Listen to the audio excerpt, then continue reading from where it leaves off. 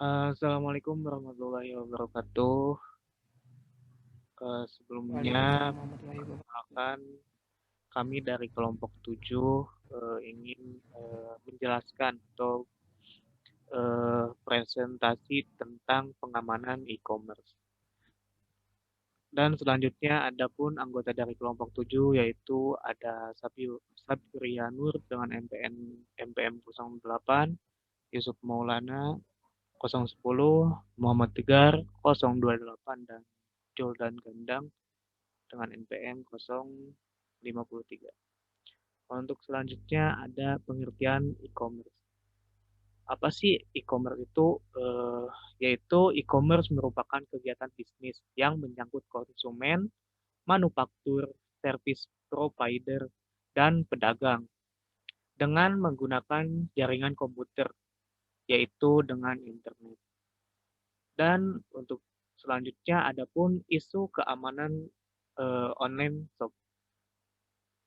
Yang pertama ada terjadinya penipuan dalam transaksi, yaitu penipuan yang dilakukan oleh oknum yang tidak bertanggung jawab. Biasanya terjadi karena tidak adanya kehati-hatian oleh konsumen. Dan konsumen pun percaya begitu saja tanpa melakukan banyak pertanyaan tentang bagaimana kriteria barang eh, yang akan diterima. Dan adapun yang kedua, yaitu ketidaksesuaian gambar barang dengan yang sebenarnya. Isu isu ini yaitu dengan ketidaksesuaian gambar yang ditawarkan penjual dengan barang aslinya adalah salah satu hal yang sangat sering dikeluhkan oleh konsumen online.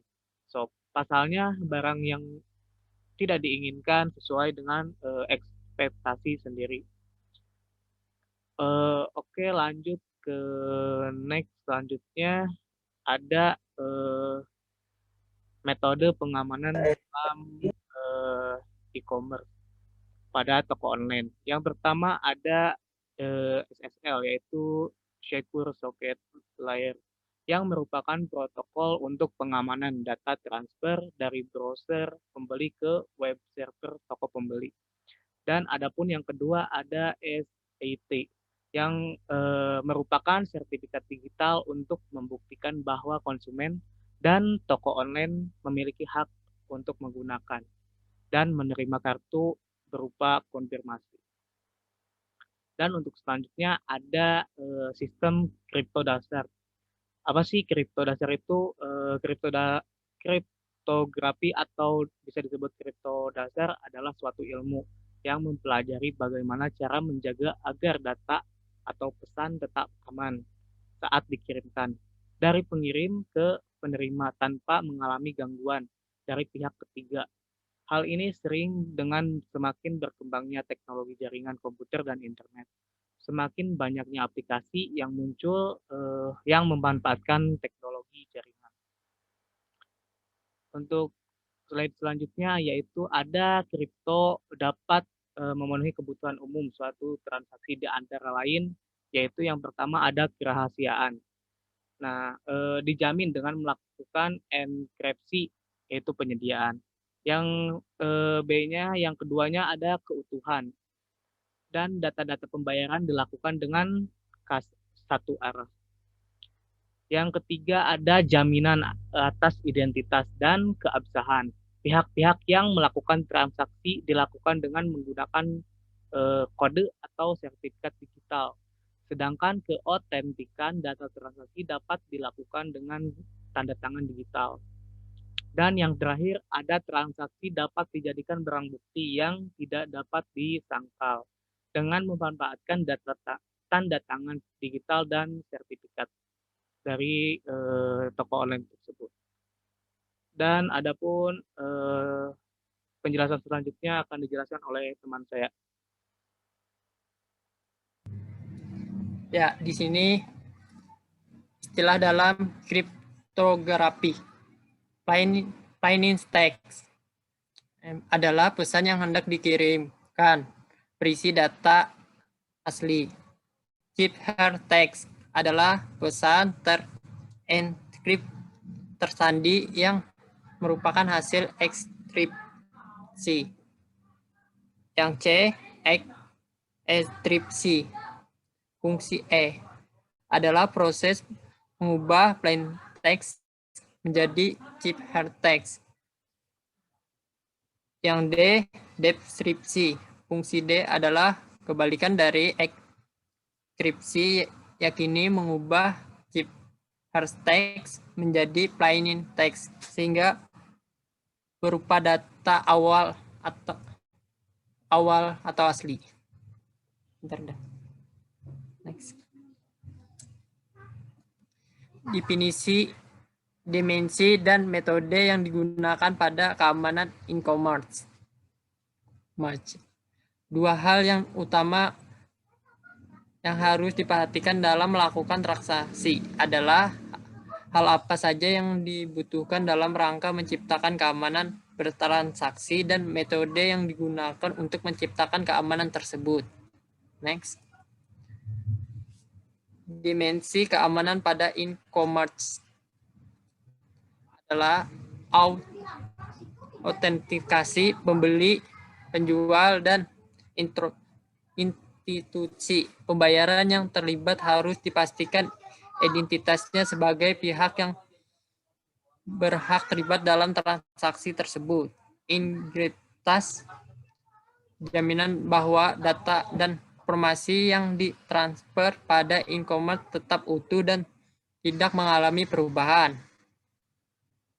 Yang ketiga, non-repudiation.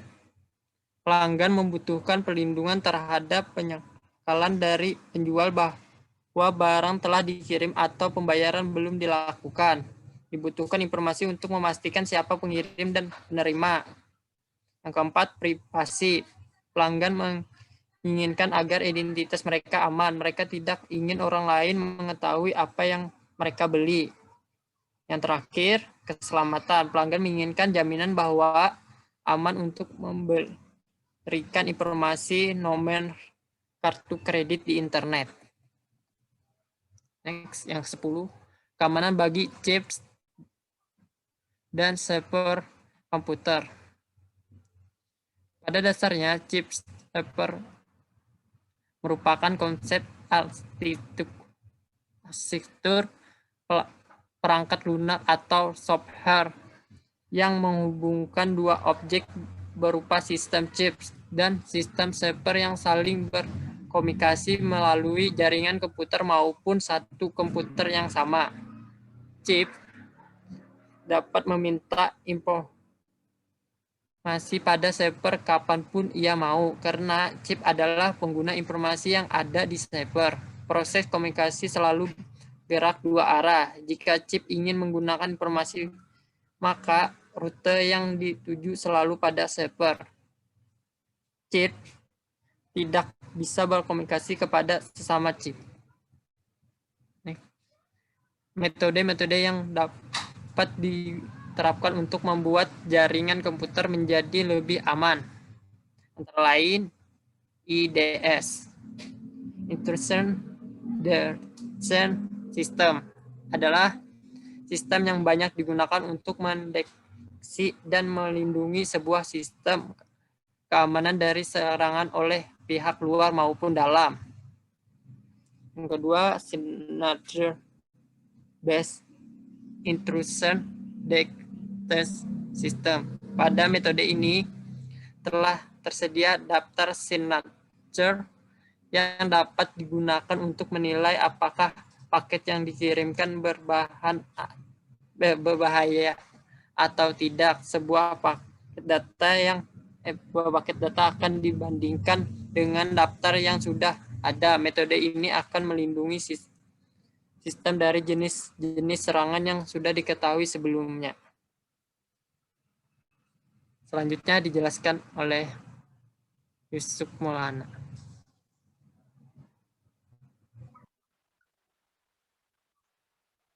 Anomaly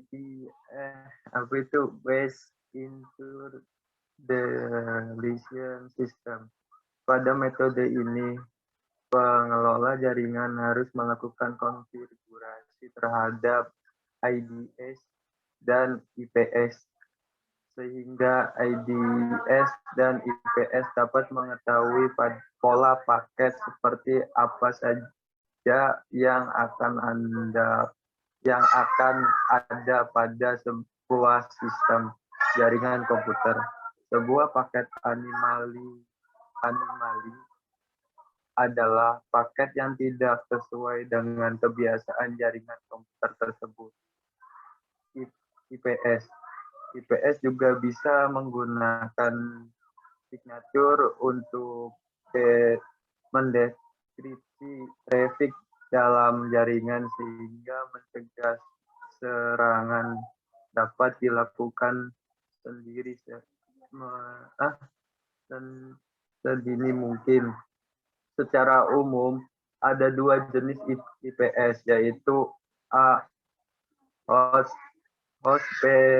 Hostband Intrusion Prevention System IPS.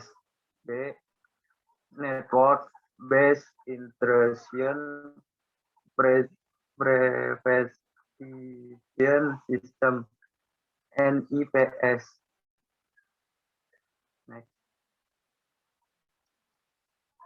IPS dalam keamanan jaringan, IPS juga bisa menggunakan signature untuk mendeteksi traffic dalam jaringan sehingga mencegah serangan dapat dilakukan sedini mungkin. Secara umum ada dua jenis IPS, yaitu hostband intrusion prevention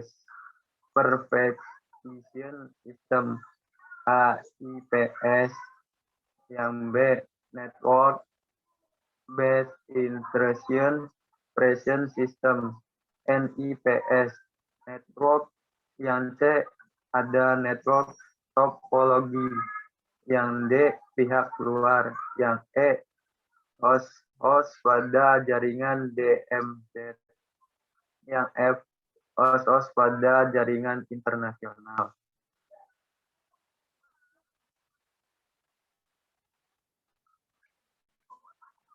Paket fingerprint, karena keunikan setiap vendor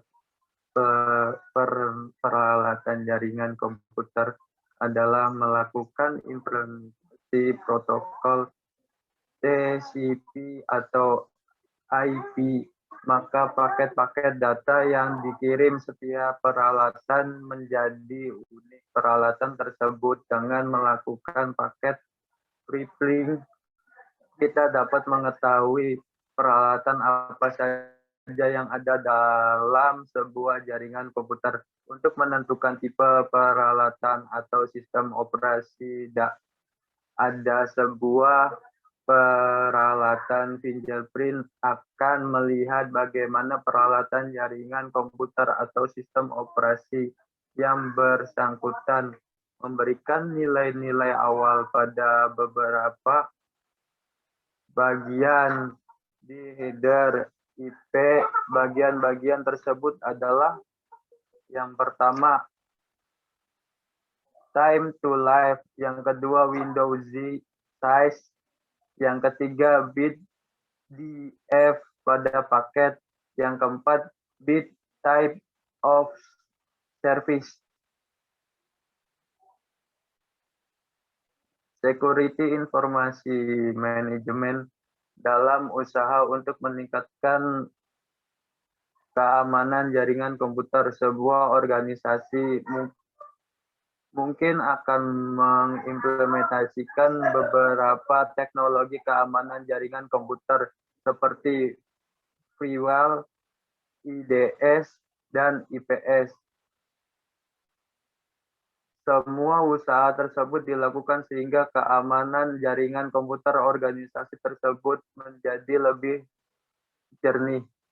Encrypt data. Dengan kondisi di atas menunjukkan bahwa sebenarnya tidak ada satu jaringan anti sadap atau aman 100%, karena sifat jaringan adalah melakukan komunikasi atau menolak koneksi dengan jaringan lainnya.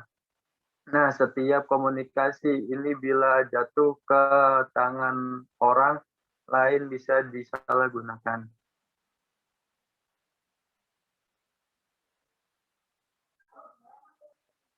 Ancaman keamanan jaringan dan metode yang umum dipakai. Berikut ini adalah berbagai macam kelas serangan atau metode serangan terhadap keamanan infrastruktur jaringan Anda. Yang pertama, memaksa masuk dan kamus password. Jenis ancaman keamanan jaringan ini lebih umum disebut sebagai brute force dan discretionary. Serangan ini adalah upaya masuk ke dalam jaringan dengan menyerang database password atau menyerang login profit yang sedang aktif. Serangan masuk paksa ini adalah suatu upaya untuk menemukan password dari akun user dengan cara yang sistematik, mencoba berbagai kombinasi angka, huruf, atau simbol. Berikutnya akan dipresentasikan oleh teman. Ya, denial of service, DOS.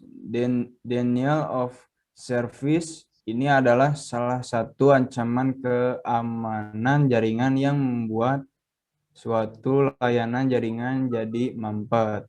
Serangan yang membuat jaringan Anda tidak bisa diakses atau serangan yang membuat sistem Anda tidak bisa memproses atau memproses terhadap traffic yang legitimasi atau permintaan layanan terhadap objek dan resource jaringan. Bentuk umum dari serangan denial of service ini adalah dengan cara mengirim paket data dalam jumlah yang sangat besar terhadap suatu server di mana server tersebut tidak bisa memproses semuanya.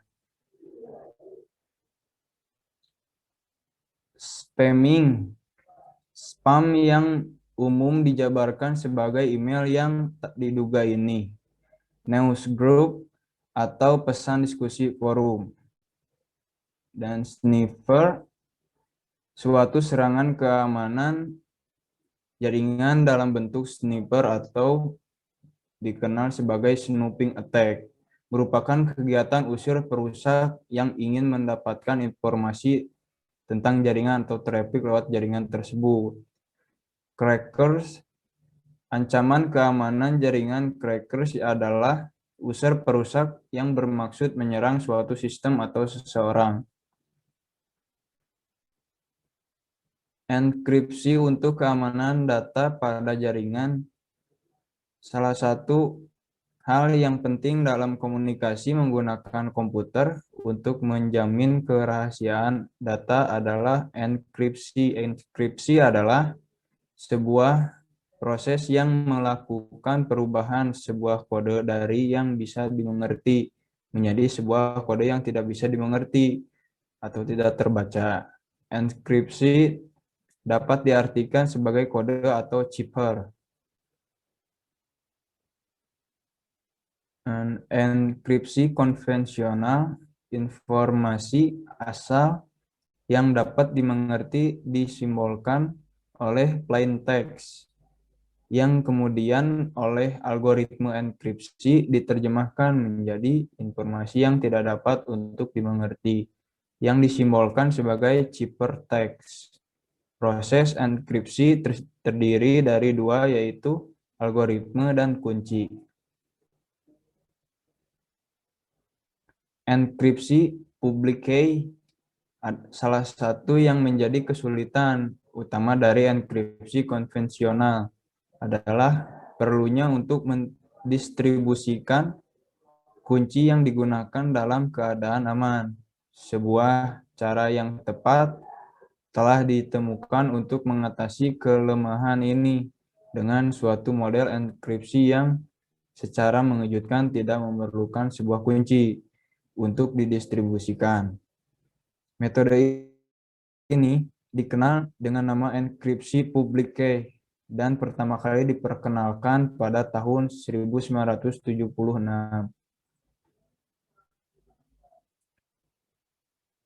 Dan port scanning, metode port scanning biasanya digunakan oleh penyerang untuk mengetahui port apa saja yang terbuka dalam sebuah sistem jaringan komputer.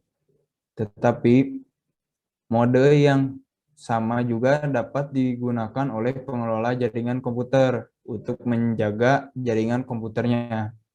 Sebuah port yang terbuka menandakan adanya aplikasi jaringan komputer yang siap menerima koneksi. Dan terima kasih. Sekian dari kelompok saya.